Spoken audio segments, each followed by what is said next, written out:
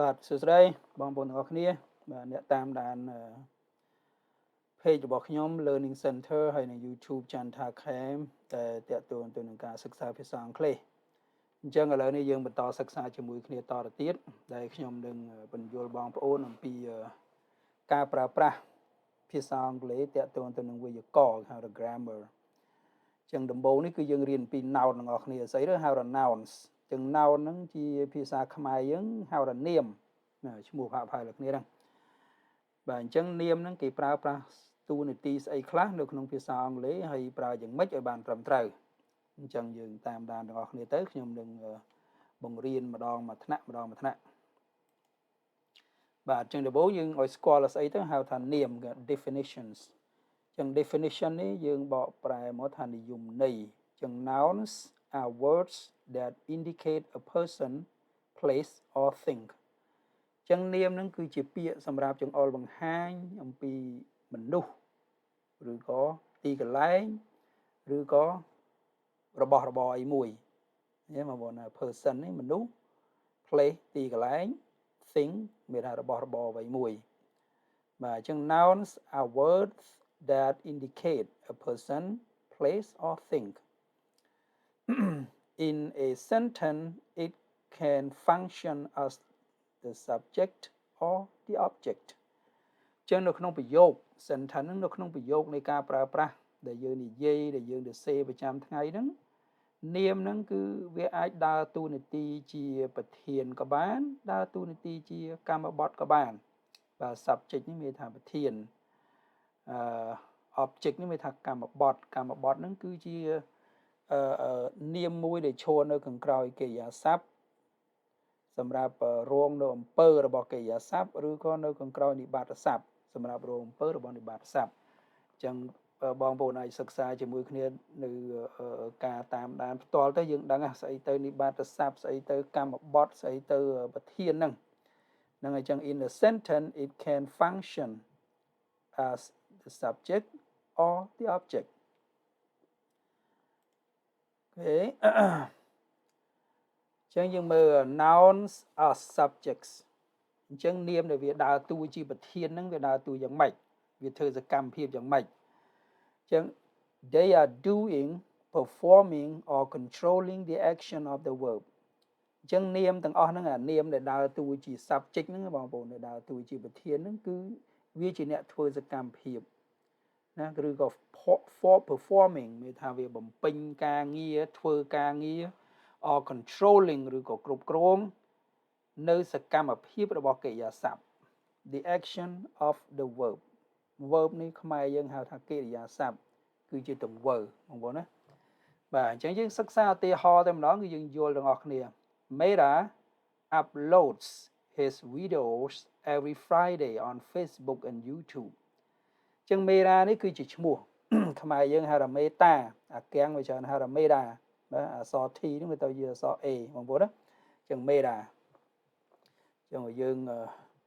សិក្សាពីគេហៅថា American English យូរទៅយើងអាចដឹងនៃបម្រែបម្រួលពាក្យនៅក្នុងការប្រើប្រាស់បងប្អូនយូរកាលអក្សរ T ខ្មែរយើង T ស្មើនឹងបើថាស្មើអក្សរធរស្មើអក្សរតអីចឹងទៅប៉ុន្តែវាមានពាក្យពេចន៍មួយចំនួនដែលតាក់ទងទៅនឹង vowel តាក់ទងទៅនឹង verb ប្រើប្រាស់ហ្នឹងវាអាចអានទៅជាសំឡេងផ្សេងអក្សរ T ហ្នឹងបងប្អូនអាចទៅជាអក្សរ D អាចទៅជាអក្សរ O អីចឹងទៅសំឡេងមកវាប្រែប្រួលអញ្ចឹងបងប្អូនសិក្សាជាមួយខ្ញុំនឹងបញ្យល់និងបង្ហាញខ្លះអំពីរបៀបនៃការប្រើប្រាស់នៅក្នុងសហរដ្ឋអាមេរិកអញ្ចឹង Mera uploads his videos every Friday on Facebook and YouTube អញ្ចឹងមេតាហ្នឹងគាត់គាត់តែងតែ upload បងប្អូន upload ហ្នឹងមានថាគាត់ post វីដេអូឬក៏ដាក់វីដេអូរបស់គាត់ហ្នឹងនៅក្នុង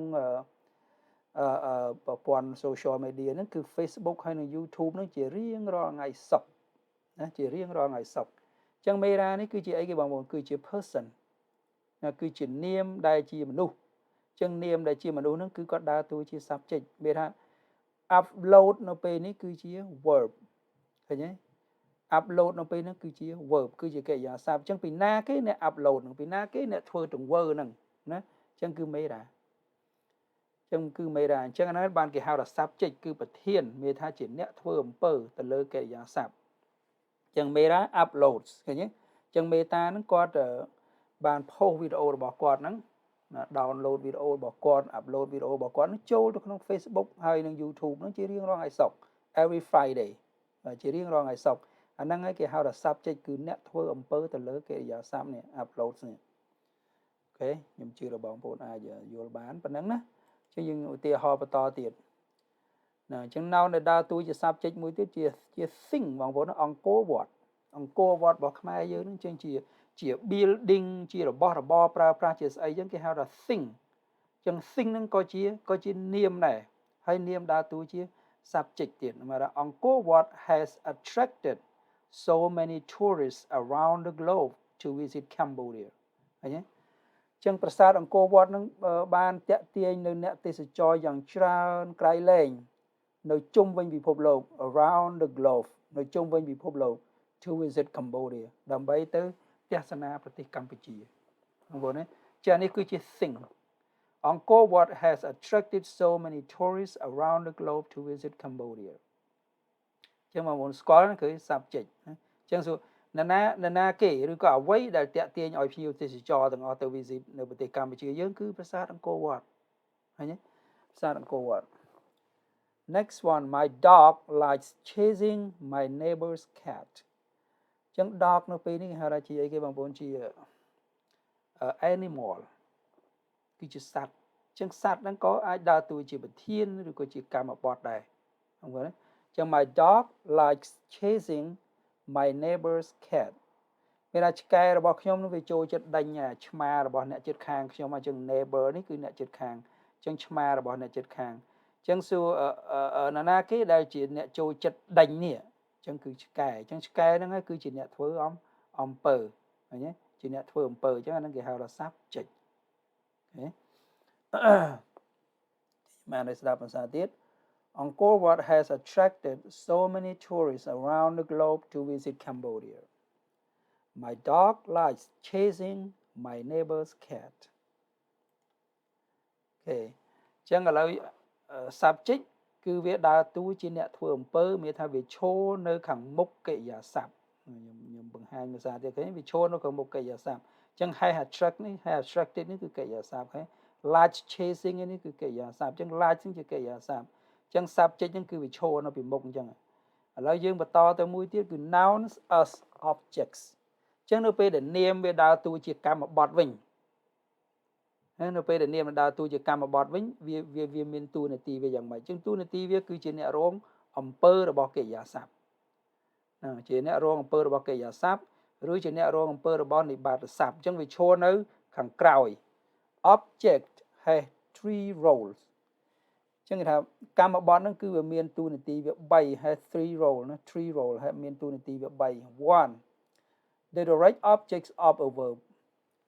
តួនាទីវាទី1គឺវាដើរតួជាកម្មបត្តិផ្ទាល់ខ្មែរយើងហៅថាកម្មបត្តិផ្ទាល់បងប្អូនណា direct object នេះវាដើរតួជា direct object of the verb គឺជាកម្មបត្តិផ្ទាល់របស់កិរិយាសព្ទ